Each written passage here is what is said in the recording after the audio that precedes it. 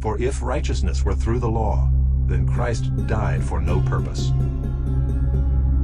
You shall therefore keep my statutes and my rules.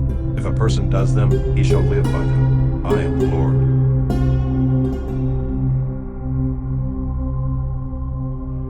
You shall be circumcised in the flesh of your foreskins, and it shall be a sign of the covenant between me and you. Look, I, Paul, say to you that if you accept circumcision, Christ will be of no advantage to you.